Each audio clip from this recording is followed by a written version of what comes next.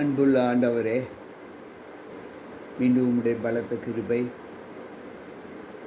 இந்த ஓய்வு நாளின் காலை பொழுதில் எங்களை கண்விழிக்கச் செய்த தயவிற்காக ஸ்துதிக்கிறோம்.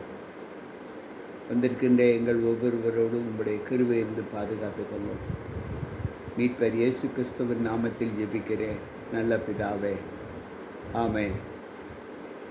அன்பான உடன் விசுவாச பிள்ளைகளே, கர்த்தருடைய நாமத்தின் ஆசீர்வாதத்தோடு தேவ சமூகத்தில் வந்திருக்கிற உங்கள் அனைவருக்கும் இந்த நாளின் காலையின் வாழ்த்துக்களை தெரிவித்துக் கொள்கிறேன்.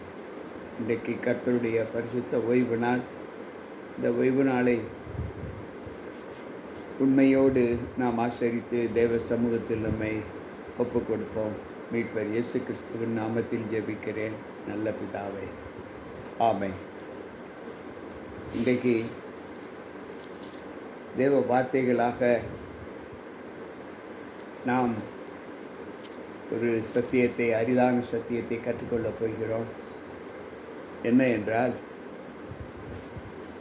கிருபை என்றால் என்ன?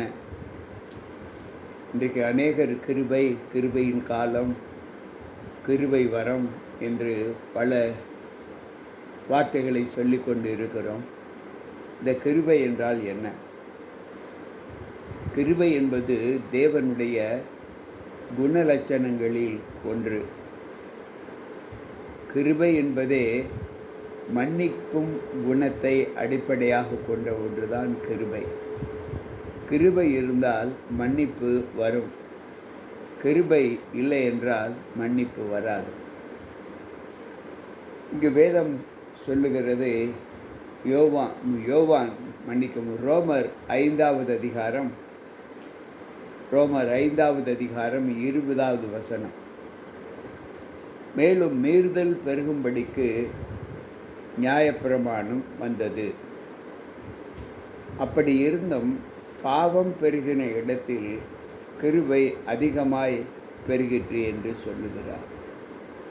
மீறுதல் பெருகும்படிக்கு நியாயப்பிரமாணம் வந்தது.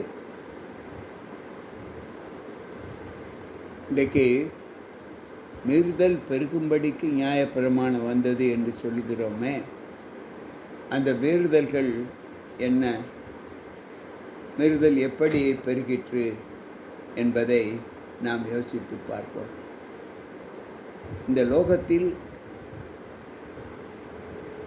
பாவங்கள், துர்க்குணங்கள் அதிகமாய் பெருகினபடியால் தான் அந்த துர்க்குணங்களுக்கு ஏற்ற சட்டங்களை, அந்த துர்க்குணங்களை அழிப்பதற்கு, துர்க்குணங்களை நீக்குவதற்கு, பாவம் செய்வது விட்டு ஓய்வதற்கு நியாயப்பிரமாணம் வந்தது.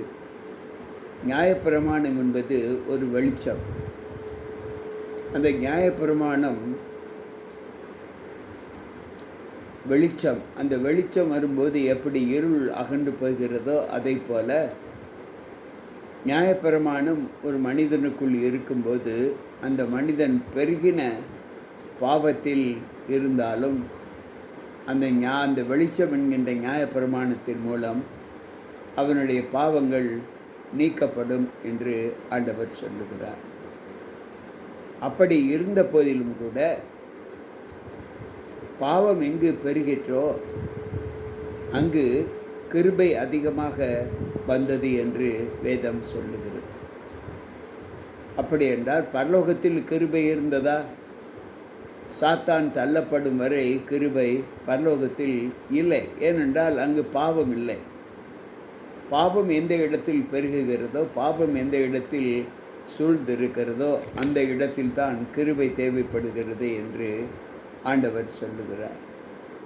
எனக்கு பிரியமான தேவ பிள்ளைகளே, இன்றைக்கு அந்த பாவம் எப்படியெல்லாம் நம்மை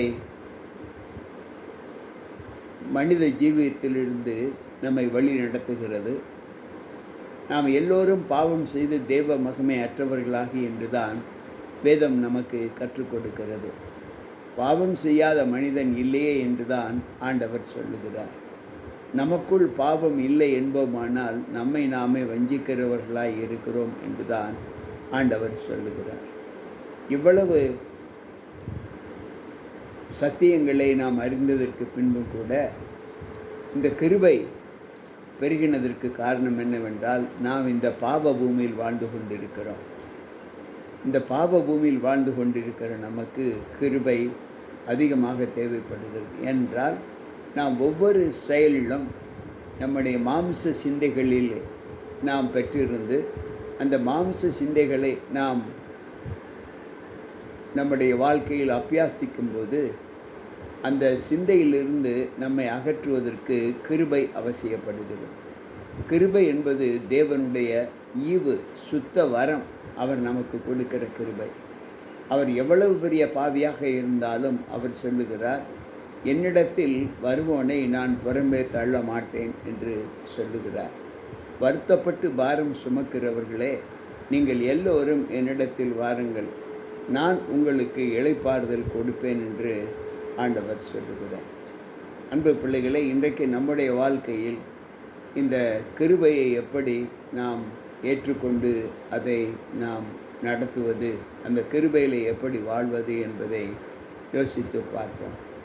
நம்முடைய வாழ்க்கையின் தரம் எவ்வளவாய் நம்மை பாவத்தினின்று நம்மை விளக்குகிறது என்பதை யோசித்து பார்ப்போம். நான் முன்பு உங்களுக்கு சொன்னது போல வெளிச்சம், ஆண்டவர் சொல்லுகிறார், வேதாகமத்தில் இந்த நியாயப்பிரமாணத்தினுடைய முக்கிய நோக்கம் என்னவென்றால், இருளில் இருக்கிற ஜனங்கள் பெரிய வெளிச்சத்தை கண்டார்கள். அந்த வெளிச்சம் என்ன என்று வேதம் சொல்லுவதை நாம் வாசித்து பார்ப்போம். அன்பு பிள்ளைகளே, ஏசாயா தீர்க்கதரிசியின் புத்தகத்திலே நாம் வாசிக்கும்போது ஆண்டவர் நமக்கு அந்த சத்தியத்தை நமக்கு கற்றுக் கொடுக்கிறார். என்ன சத்தியம் என்றால், என் ஜனங்களே எனக்கு செவிகொடுங்கள், என் ஜாதியாரே என் வாக்கை கவனியுங்கள். வேதம் என்னிலிருந்து வெளிப்பட்டது. நான் நியாயப்பிரமாணத்தை உங்களுக்கு ஜனங்களின் வெளிச்சமாக ஸ்தாபித்தேன் என்று ஏசாயா 51:4 சொல்லுகிறார். வெளிச்சம் என்பது தேவனுடைய பிரமாணத்தை குறிக்கக்கூடிய ஒன்று. இன்றைக்கு பாவம் பெருகிற்று, கிருபை பெருகிற்று என்று சொல்லுகிறோமே, கிருபையின் காலத்தில் வாழ்ந்து கொண்டு இருக்கிறோம் என்று சொல்லுகிறோமே. கிருபையின் காலம் என்றால் நாம் மன்னிக்கப்படுகிற ஒரு கால அனுபவத்தில் நாம் வாழ்ந்து கொண்டிருக்கிறோம். நாம் பாவம் செய்கிற ஒரு துர்க்குணத்தை விட்டு நாம் மன்னிப்பு பெற்ற ஒரு அனுபவத்தோடு இந்த லோகத்தில் வாழ்ந்து கொண்டிருக்கிறோம். அதுதான் இந்த கிருபையின் காலம். ஆனால் இந்த கிருபை என்பது எப்பொழுதும் இருக்குமா என்றால் நிச்சயமாக இல்லை. ஆண்டவர் வரும் வரைக்கும் அந்த கிருபை இருக்குமா என்றால் இருக்கும். ஆனால் அவர் வரும்போது நாம் எப்படி இருக்க வேண்டும்? அவர் வருவதற்கு முன்பு கிருபை இருக்கும், வரும்போது அவருடைய கிருபை நமக்கு இருக்காது. ஏனென்றால் ஆண்டவர் சொல்லுகிறார், நம்முடைய கர்த்தராக இயேசு கிறிஸ்து வரும்போது உங்கள் ஆவி, ஆத்தும, சரீரம் மூன்றும் குற்றமற்றதாய் காணப்பட வேண்டும் என்று சொல்லுகிறார். 1 தெசலோனிக்கர் 5:23. அப்படி என்றால் அந்த இடத்தில் பாவம் அவசியமா? இல்லை. கிருபை அவசியமா? இல்லை. அன்பு பிள்ளைகளே, பாவத்திற்கு ஒரு குணம் எப்படி இருக்க வேண்டுமென்றால், பாவம் செய்கிற எல்லோருமே மரணத்திற்கு உட்பட்டவர்கள் என்பதை ஆண்டவர் சொல்லுகிறார். பாவம் செய்த ஆத்துமாவை சாகும் என்றுதான் எசேக்கியேல் புஸ்தகத்திலே நான் வாசிக்கிறேன் 18:4. இன்றைக்கு நம்முடைய வாழ்க்கையில் நாம் ஆண்டவரோடு இருக்கிற அந்த அனுபவத்திலே எப்படிப்பட்ட மகத்துவங்களை நாம் பெற்றுக்கொண்டு இருக்கிறோம். அன்பு பிள்ளைகளே, ஆண்டவர் சொல்லுகிற வார்த்தை, எல்லா நிலைகளிலும் நாம் தேவனுடைய கிருபையை பற்றி இருக்கிறோம். இப்பொழுதும் அந்த கிருபை எது வரைக்கும் நமக்கு கிடைக்கும் என்றால், நாம் ஆண்டவர் வரும் வரை அந்த கிருபை நமக்கு இருக்கும் என்று நாம் சொல்லக்கூடாது. ஏனென்றால் அநியாயம் செய்கிறவன் இன்னும் அநியாயம் செய்யட்டும் என்றுதான் ஆண்டவர் சொல்லுகிறார். நீதி செய்கிறவனின் நீதிமானாய் இருக்கட்டும் என்று சொல்லுகிறார். அவனவனுக்குரிய பலன் நான் வரும்போது என்னோடு கூட வருகிறது என்று வெளிப்படுத்தின விசேஷம் 22:10, 11, 12 நாம் வாசிக்கிறோம். அப்படி என்றால் அந்த இடத்தில் கிருபை தேவைப்படவில்லையே. அநியாயக்காரனை ஆண்டவர் அநியாயம் செய்வதற்கு ஒப்பு கொடுக்கிறார், துன்மார்க்கனை துன்மார்க்கம் செய்வதற்கு ஒப்பு கொடுக்கிறார். அப்படி என்றால் பாவம் அவர்கள் மீது ஆட்கொள்ள முடியுமா என்றால், பாவத்திற்கு அந்த கிருபை அவர்கள் மீது ஆட்கொள்ள முடியுமா என்றால், கிருபை அந்த இடத்தில் அவர்களை ஆட்கொள்ள முடியாது என்று வேதம் சொல்லுகிறது. அன்பு பிள்ளைகளே, இன்றைக்கு ஆண்டவர் தம்முடைய படைப்பிலேயே 2 விதமான தன்மைகளை வைத்து படைத்திருக்கிறார். ஒன்று துன்மார்க்கருக்கு ஏற்படக்கூடிய நிந்தைகள், ஒன்று நீதிமானுக்கு வரக்கூடிய ஆசீர்வாதங்கள். வேதம் இப்படி சொல்லுகிறது. நீதிமொழிகள் 16:4 தீங்கு நாளுக்கென்று கர்த்தர் சகலத்தையும் தமக்கென்று படைத்தார், தீங்கு நாளுக்கென்று துன்மார்க்கனை உண்டாக்கினார் என்று சொல்லுகிறார். அப்படி என்றால் தீங்கு நாட்களுக்கென்று துன்மார்க்கரை உண்டாக்கினேன் என்று சொன்னால் அந்த இடத்தில் அவர்களுக்கு கிருபை இல்லையே, கிருபை கிடைக்கவில்லையே. எனக்கு பிரியமான தேவ பிள்ளைகளை, இந்த நாளில் நம்முடைய வாழ்க்கையில் நாம் கேட்டுக்கொண்டிருக்கிற இந்த சத்தியம் கிருபை கிருபை கிருபை என்று சொல்லிக்கொண்டே நாம் நம்மை நாமே ஏமாற்றி கொண்டிருக்கிறோம். ஆண்டவர் கிருபை பெருத்தவர் உண்மைதான், அவர் கிருபைக்கு உரிய சக்கரவர்த்தி உண்மைதான். ஆனால் எதுவரைக்கும் நம் மீது கிருபை காண்பிப்பார்?